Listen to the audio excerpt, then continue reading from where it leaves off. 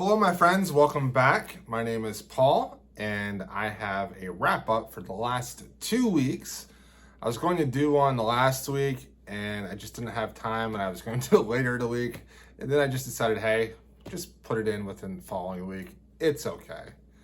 So, a couple of weeks ago, I read 14 and a half hours. So, quite a step down from the previous weeks.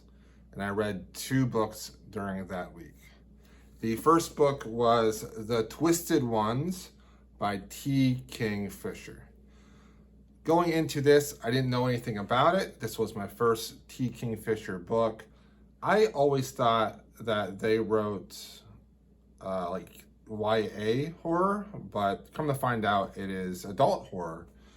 And this one is about a woman who goes to clean up her hoarder of a grandmother's house in the countryside and finds weird things in the woods. She's with her dog, which is the best part of the book, her and her dog's relationship. It was fantastic. I loved it. And Kingfisher, she just writes a lot of comedy into her work, and it worked for me because I enjoyed that, but I could see why some people wouldn't want that in a horror book. Well, anyways, this main character, her name is Mouse.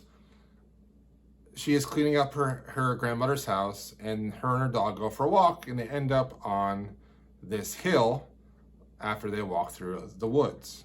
Now, there are no hills where she lives, and she finds these weird stone statues, and then she finds this weird thing hanging in a tree, and it's very creepy.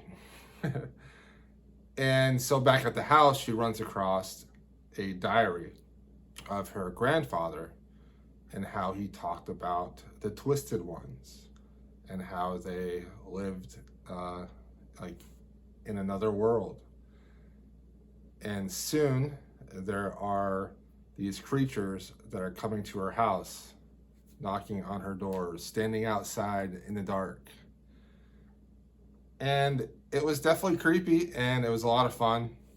However, this book is in conversation with other things, and I wish I would have read those other things first. So let me go to the author's note real quick, and I'll let you know what it is talking about.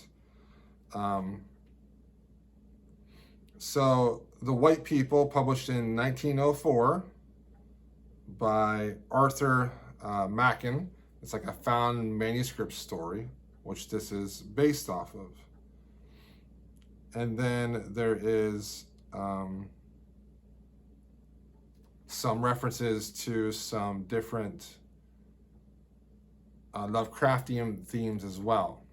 Now, if I would have known from the very beginning that it was based off of a book from 1904 that was like a lost manuscript type of story, then I would have given it a little bit more slack. Because honestly, the world building, the mystery around these beings in the hills, and just kind of how Kingfisher goes about telling the reader seems very dated. And even though she is reinterpreting this story, a lot of the details harks back to this book written over 100 years ago, or a story written over 100 years ago. So it did feel very dated, and it didn't give me the answers that I really wanted. However, it was still a fun book to read and a good time. It was not a waste of time, and I did enjoy it. So I've been reading the Split World series. This is book number 2. This is called Any Other Name. And I'm going to go ahead and talk about book 3 as well. I read this this last week, and to be honest, it's difficult to know what happened in which book. When you read books back to back, they're in a series, I have a very hard time remembering what is in what book. And it's hard to talk about books in a series like that are number 2 and number 3 without giving away a lot of what happens in book number 1. So I'm going to take the safe approach here and just kind of talk around the book. Once again, these are books about 3 different worlds. There is our world, the mundane world. There is the Fey world called the Exilium, and then there is a world in the middle called the Nether. And what's interesting is that there are sorcerers and law enforcement people that make sure that the people from the Fey world and the Nether world don't influence people in the mundane world or do things in that world. So there are like 6 different factions in this book, not to mention all the factions within those factions.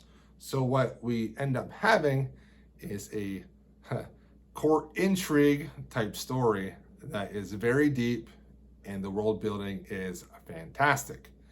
Plus, we have all these different point of view characters that give us a lot of answers about this world as we're reading about it. Great story to go in blind with and to figure out things in this world as the characters are finding things out. It really has to do about women rising up in a society where they are pushed down. They're only seen as brides, as wives, as a way to make children. They have no agency themselves. And now that Catherine is married to one of these people in society, she is trying to make change. And she is trying to find allies. However, people don't want this to happen. Other people are trying to get power. There are power vacuums. And it's fantastic. Emma Newman's writing is lush, descriptive, mesmerizing. The world building is meticulous. I love these books.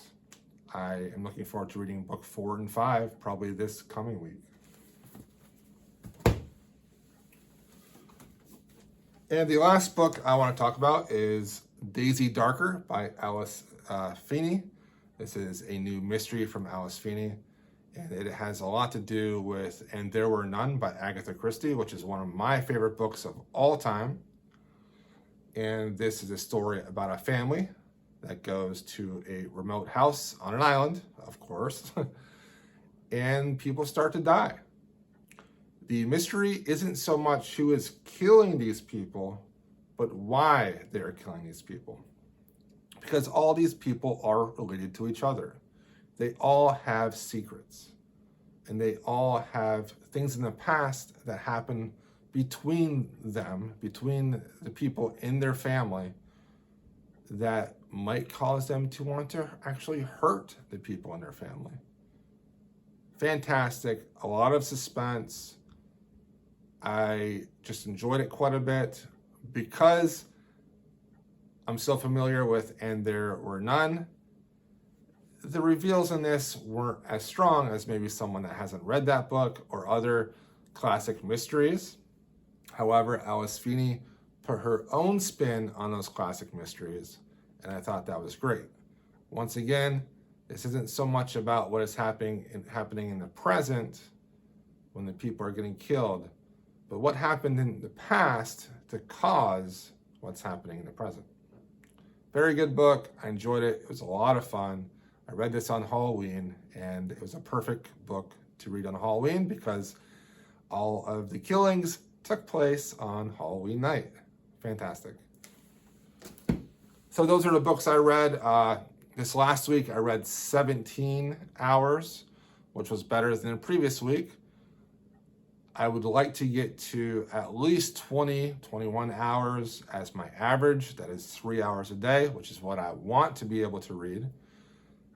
I think my max is that 30-hour mark that I met on that first week, and hoping that I can meet that this week here because I have an extra day off this week. I'm very excited about that. And I hope everyone has an amazing week and that they're able to go out and vote and that they have a great Veterans Day, and that you can, take it easy and enjoy the cooler fall weather. I'll see you all next week. Thanks for watching.